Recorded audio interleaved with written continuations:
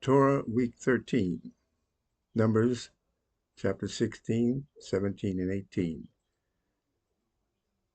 In chapter 16, we have the rebellion of Korah. Now, Korah was a Levite who challenged the authority of Moses and Aaron to lead the people, the children of Israel. Korah, being a Levite, felt that he was qualified, and all of the people were chosen by God to lead the people. And he had Dathan and Abiram, who were Reubenites, and 250 other leaders of the people who felt that they were qualified to lead the people of Israel. And they were complaining and grumbling against Moses and Aaron. The main thing about this is that the response of Aaron and Moses to the challenge to their authority, their immediate reaction was to fall on their faces. Shows you the heart of Moses and Aaron. They wanted to make intercession for the people. Now, they had seen what God had done in the past through people when they grumbled and complained about his leadership and the leadership of Moses, and they made intercession for the people. And God told him what to do. He was to have the people gather, the 250 men, put incense in their censers, and come before the tent of meeting. Now, Korah, Abiram, and Dathan refused to do it. They stayed in their tents. Now, the whole thing here is about the consequences of pride, ambition, and a challenge to God's leadership. We know that in this particular case, Moses indicated that if Korah and his followers died a natural death, then the people would know that God was not leading them. The earth opened up, swallowed Korah and Dathan and Abiram. The whole families were swallowed up, and the earth closed up above them. Here's God definitely confirming his choice of Moses and Aaron.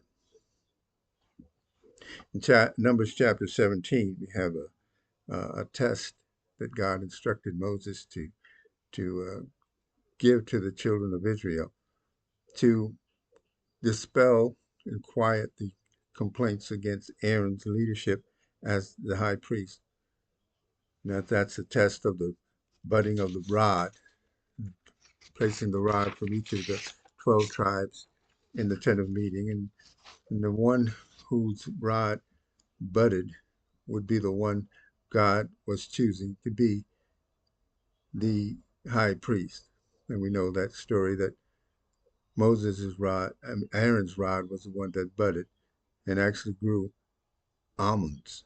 So God speeded up time supernaturally, confirming that Aaron was indeed his chosen high priest. And we go to chapter 17, we have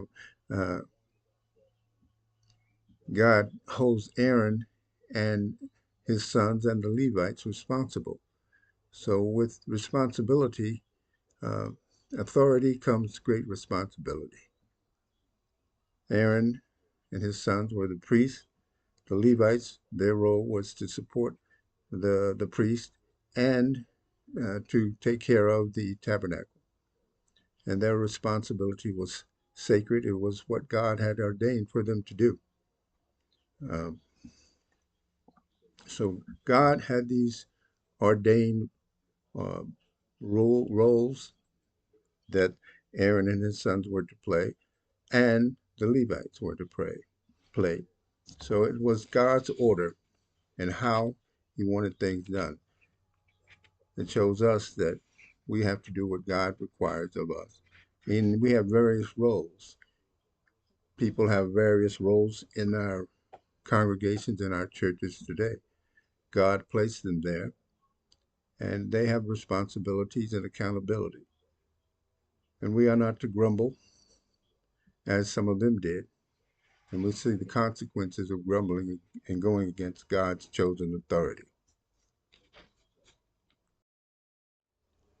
1 Samuel 11:14 through 12:22.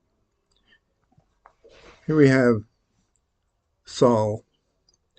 The people have complained and grumbled, wanting a king to be appointed over them, like the nations around them.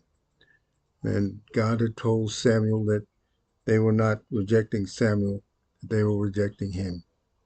But God, in his mercy, provided them with the king, King Saul. And this chapter 11,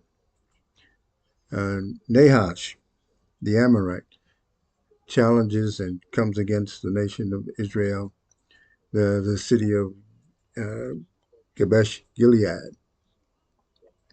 And the Spirit of the Lord came upon Saul.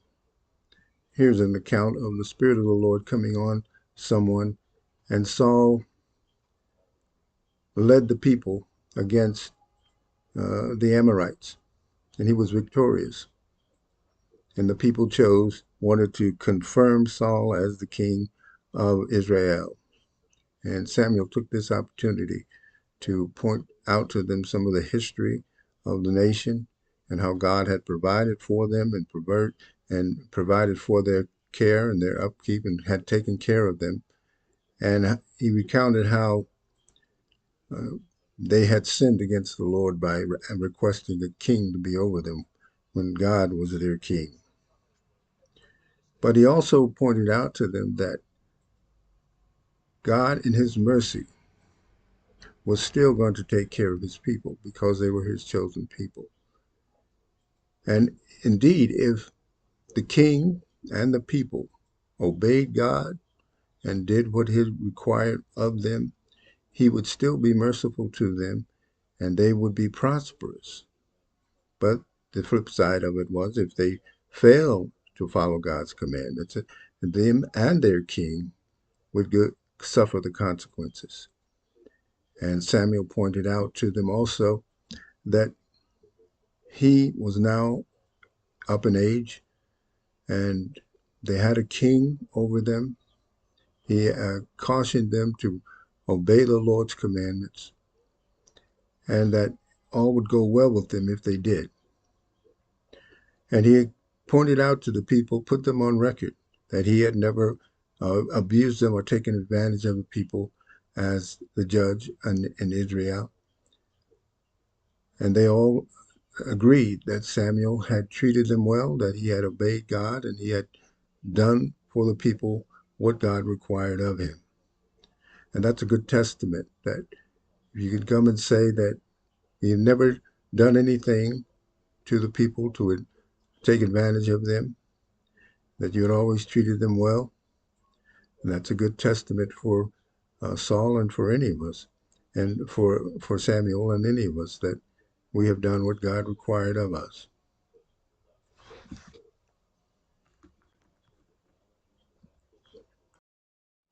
Romans 13, 1 through 7. It underscores the importance of our submitting to authorities, God-ordained authority. God placed authority in the church and according to his will and according to his desires. And we, as believers, must submit to that authority. We don't want to grumble and complain as Korah and the Israelites did against authority that God had placed. So that applies to us today in the church. We are to obey authority according to God's will and submitting unto God.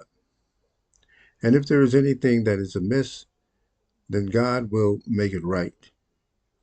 We are to obey our leaders that have been appointed by God.